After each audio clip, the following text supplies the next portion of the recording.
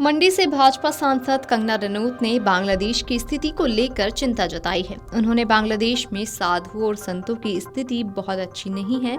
ये चिंता की बात है कि इन अत्याचारों के खिलाफ भारत में कोई विरोध प्रदर्शन नहीं हो रही। सोशल मीडिया पर भी अभी कोई अभियान नहीं चल रहा है। जब से मोहम्मद यूनुस बांग्लादेश में सत्ता में आए हैं, तब से देश में पूरी तरह से अशांति है।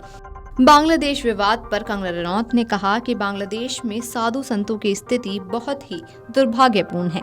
चिंता की बात यह है कि इन अत्याचारों के खिलाफ यहाँ कोई भी विरोध प्रदर्शन नहीं चल रहा। आइए आपको भी सुनाते हैं अपने बयान में और क्या कुछ बोली भाजपा सांसद। जिस तरह से दुर्दशा वहाँ पे साधुओं की संतों की हो रही है, ये हमारे लिए बहुत ही चिंताजनक है।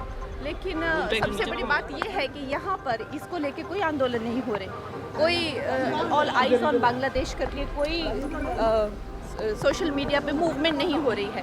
तो ये भी चीज़ें जो है चिंताजनक है। मैडम, जो प्राइम मिनिस्टर है वही बांग्लादेश का, उनको पीस के लिए, शांति के लिए नोबेल प्राइज मिला था जी। और देखिए, वो जब से आए हैं सत्ता में, वो कितनी अशांति फैलाए हुए हैं। हम तो यही कह सकते हैं इस मुश्किल के टाइम पे बांग्लादेशियों के साथ में कि हम हैं, और जो हिंदू वहाँ पे हैं उनके साथ में हम पूरी तरीके से हैं।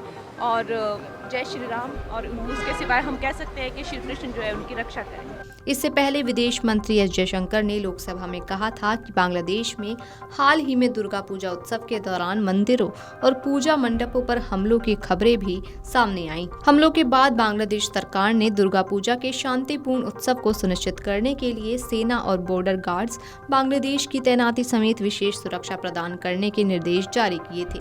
ढाका में भारत का उच्चायोग बांग्लादेश में अल्पसंख्यकों से संबंधित स्थिति की बारीकी से निगरानी कर रहा है। अल्पसंख्यकों समेत बांग्लादेश के सभी नागरिकों के जीवन और स्वतंत्रता की सुरक्षा की प्राथमिक जिम्मेदारी बांग्लादेश सरकार की है। इस सप्ताह हिंदू आध्यात्मिकता चिन्मय दास को राजद्रोह के मामले में गिरफ्तार किए जाने के बाद हालात और भी बदतर हो गए हैं। इसके बाद राजधानी ढाका और बंदरगाह शहर चटगांव सहित विभिन्न स्थानों पर समुदाय के सदस्यों द्वारा विरोध प्रदर्शन किया गया। चिन्मय दास इस्कॉन के सदस्य थे और हाल ही में उन्हें निष्कासित कर दिया गया था, मगर शुक्रवार को इस्कॉन ने कहा कि वे चिन्मय दास के समर्थन में हैं। बांग्लादेश में हिंदू भिक्षु चिन्मय दास पर राजद्रोह का आरोप लगाया गया है। उन पर 25 अक्टूबर को चिटगांव में बांग्लादेश के राष्ट्रीय ध्वज के ऊपर भगवा ध्वज फहराने का आरोप है। हालांकि इस्कॉन बांग्लादेश ने एक वकील की हत्या के मामले में अपनी किसी भी तरह की भागीदारी से इनकार किया है। वहीं चिटगांव कोर्ट परिसर में 27 नवंबर को हुई हिंसा के बाद से स्थिति और भी तनावपूर्ण है। इस्कॉन ने सोशल मीडिया पर एक पोस्ट के जरिए चिन्मय कृष्णदास के साथ एकजुटता दिखाई है और उनके लिए भगवान कृष्ण से प्रार्थना की है। चिन्मय कृष्णदास फिलहाल बांग्लादेश की जेल में बंद हैं, जहां उनकी जमानत याचिका चिटगांव कोर्ट से खारिज कर दी है। कंगना ने बांग्लादेश में मौजूदा अंतरिम सरकार नोबेल पुरस्कार विजेता मोहम्मद यूनुस पर अनरेस्ट अशांति फैलाने का आरोप लगाया। उन्होंने कहा कि जब से मोहम्मद यूनुस सत्ता में आए हैं, बांग्लादेश में स्थिति खराब हो गई है। हम वहां के हिंदू समुदाय के साथ खड़े हैं और उनकी सुरक्षा के लिए ईश्वर से प्रार्थना करते हैं। बांग्लादेश में हिंदुओं पर हो रहे अत्याचार को लेकर भारत में भारी गुस्सा है।